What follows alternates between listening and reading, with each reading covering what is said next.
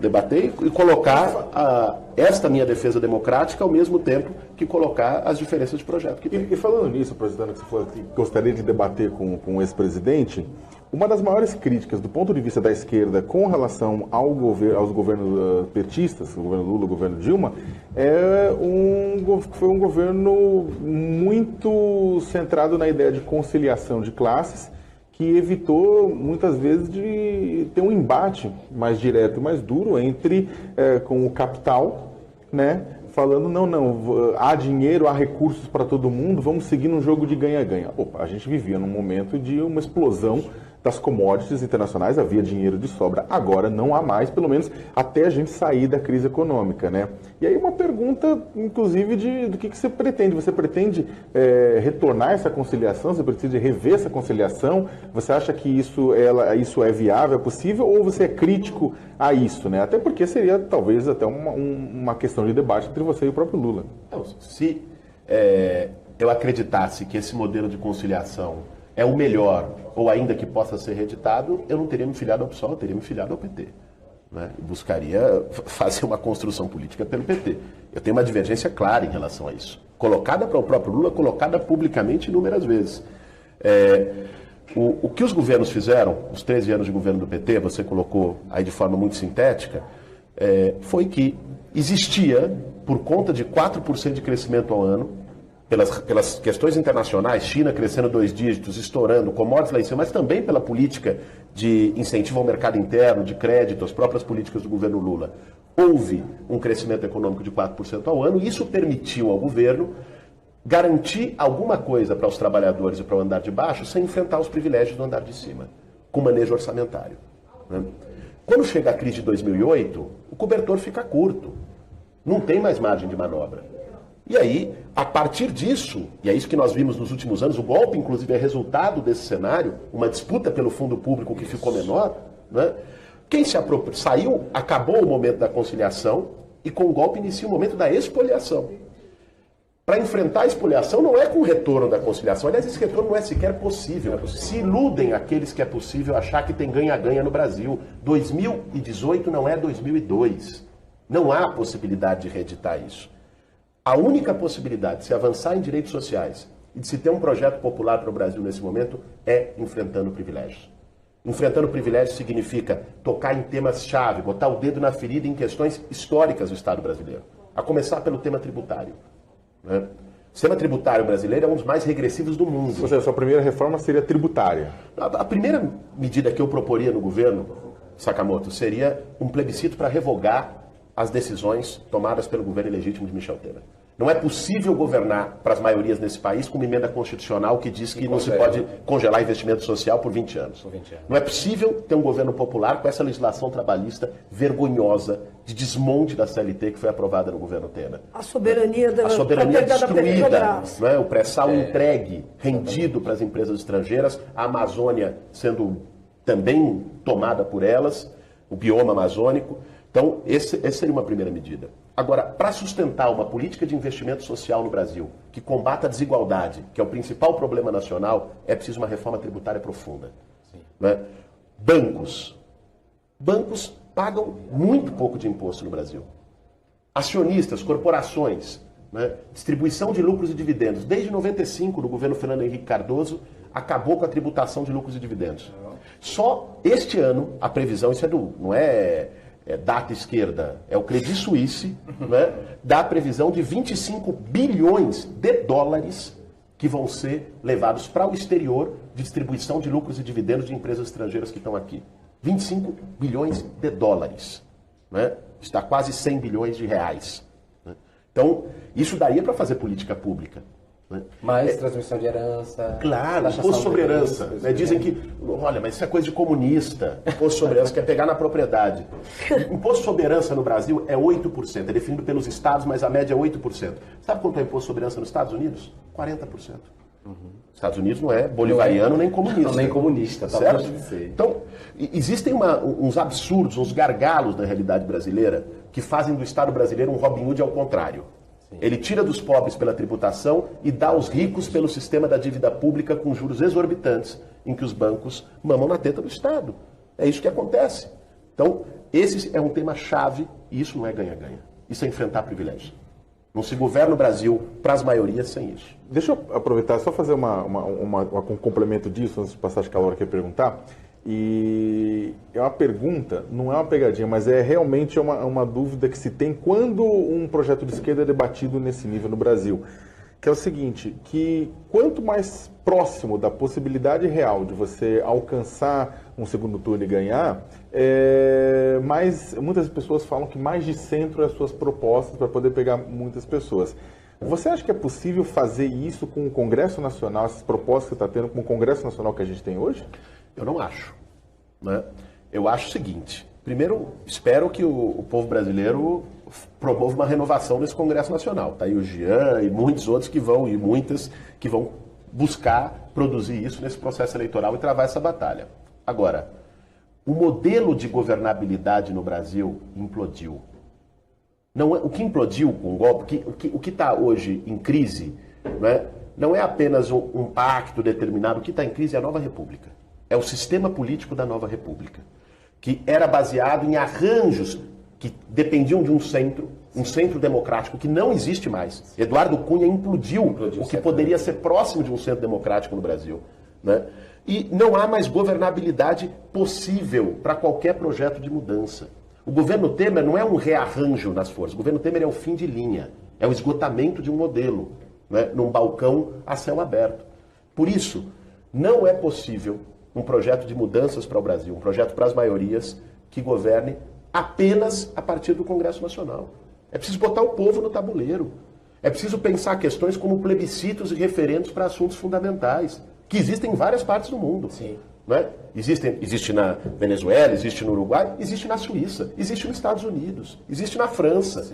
Né? As pessoas não podem ser chamadas a decidir só de 4 em 4 anos para apertar um botão e depois não decidir mais nada. Isso não é democracia. Para que a gente possa sustentar um projeto pelas maiorias, pega um exemplo, a reforma trabalhista. Se ela fosse submetida a um referendo popular, ela teria sido aprovada?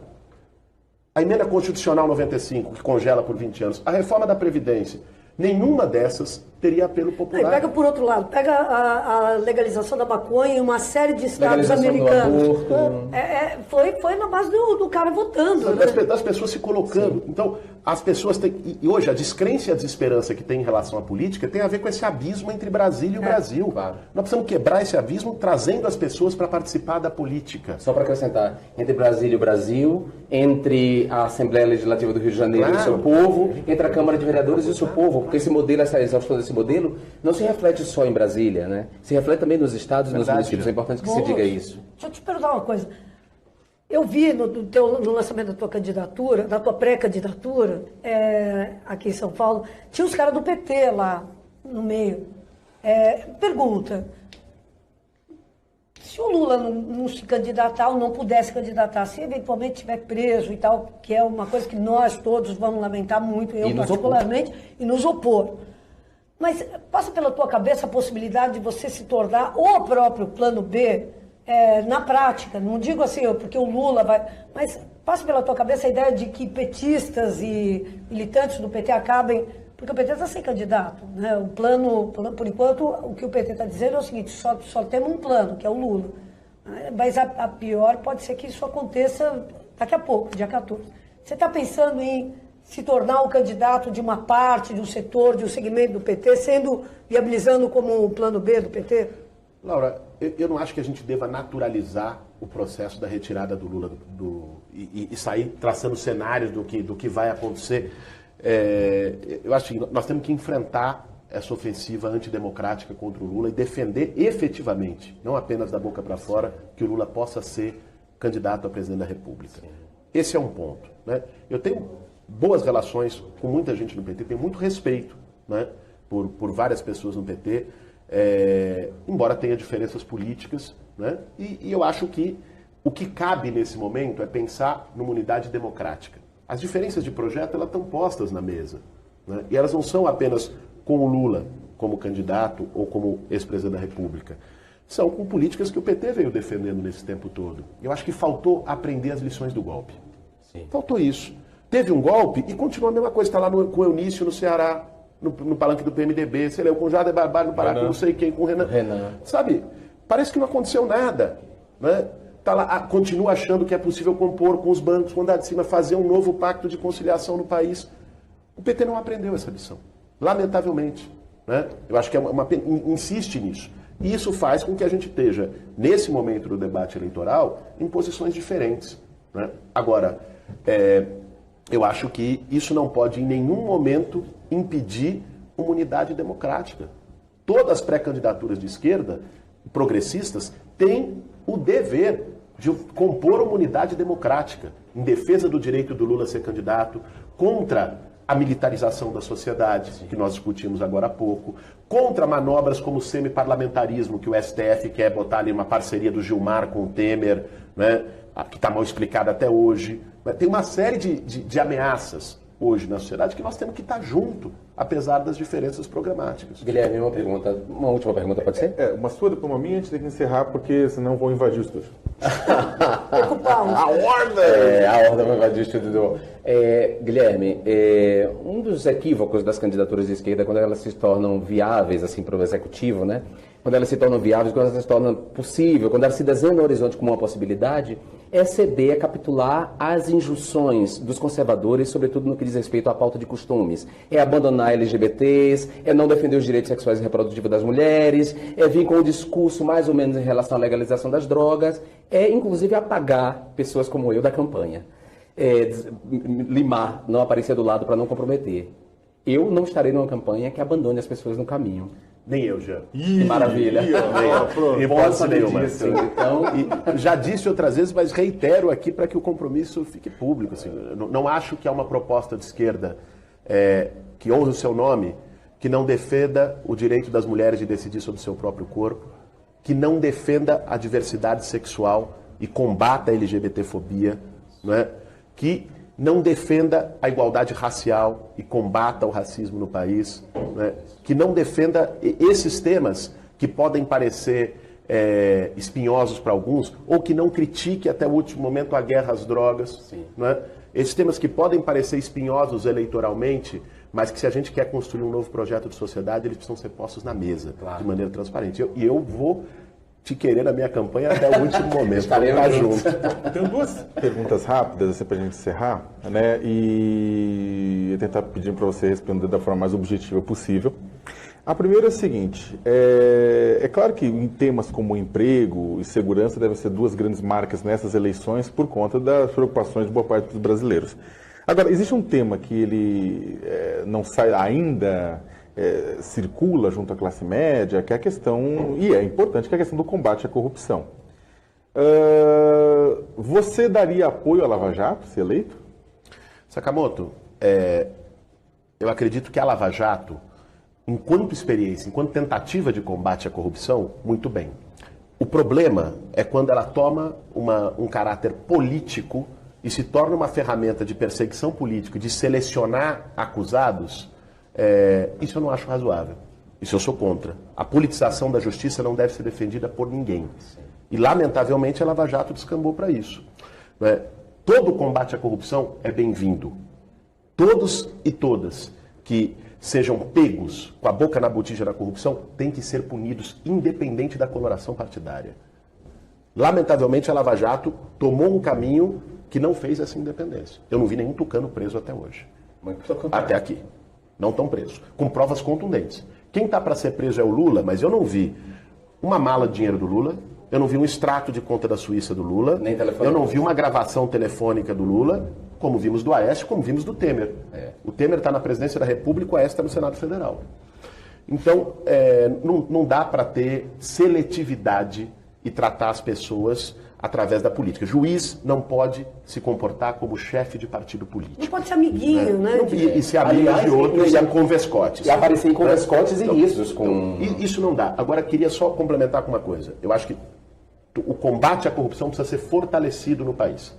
Mas corrupção não se combate apenas com operação judicial. Corrupção se enfrenta no Brasil com uma reforma radical do sistema político.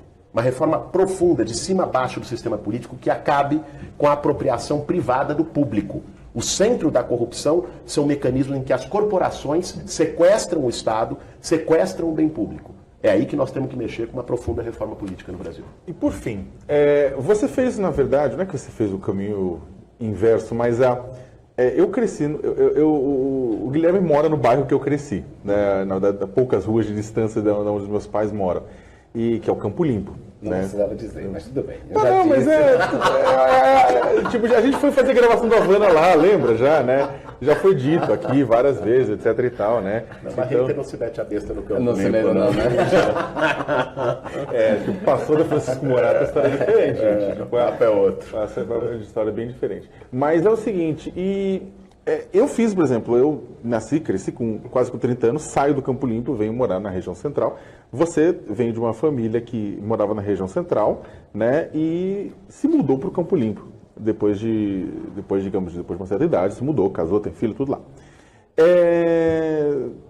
Por quê? Porque é o seguinte, é uma pergunta assim, porque muita gente fala que existe uma hipocrisia da sua parte de se colocar uma coisa que você não é. Né? Tem muita gente que faz essa crítica, muita gente que coloca nisso. Eu queria entender, na verdade, por que, na verdade, mudar para lá? E se você não poderia fazer as mesmas coisas que você faz, né, morando onde você sempre morou. A discussão não é falar que aqui é melhor, lá é melhor, no centro expandido ou fora, quem é melhor, quem é pior. Na verdade, é essa discussão a respeito da origem de classe e do lugar de classe. Por que essa escolha do lugar de classe? Então vamos lá, Sakamoto. Primeiro, eu acho que a esquerda deveria se dedicar, principalmente num momento como esse, a coisas mais importantes do que ser fiscal de imóvel alheio. Né? Agora, do ponto de vista propriamente da questão, se é uma das coisas que nos diferenciam da direita, né, talvez a mais importante dela seja a solidariedade. Né? Quando a solidariedade é criminalizada quase, né? Você não é sem teto e está no movimento sem teto, que absurdo. O movimento sem teto é coisa do sem teto, né? Você não é LGBT, mas você está apoiando a causa LGBT? Como isso? Sakamoto nunca foi escravo e é um ativista contra o trabalho escravo? Como pode?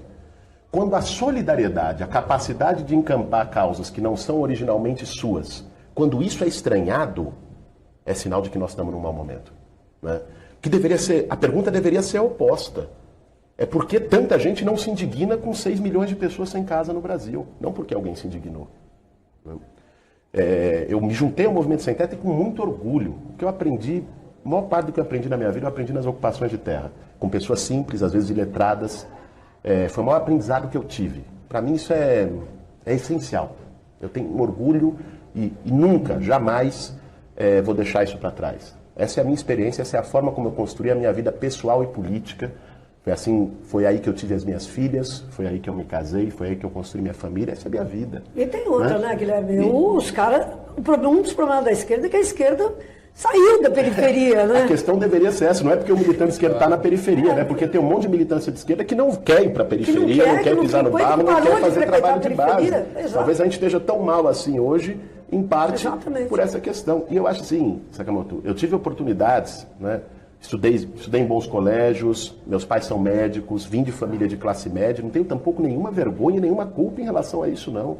Essa é a minha trajetória. Né? Tenho uma excelente relação com a minha família, visito os meus pais com frequência, estavam lá na Conferência Cidadã no último sábado. Agora, eu quero que as outras pessoas possam ter as oportunidades que eu tive. Sim. E por isso eu fui militar no movimento social há mais de 15 anos, por isso continuarei no movimento social, assumi agora um outro desafio, mas não deixarei o essencial que é estar ao lado do povo. É esse tipo de esquerda que eu acredito. A esquerda que está junto ao povo, não só fala em nome do povo.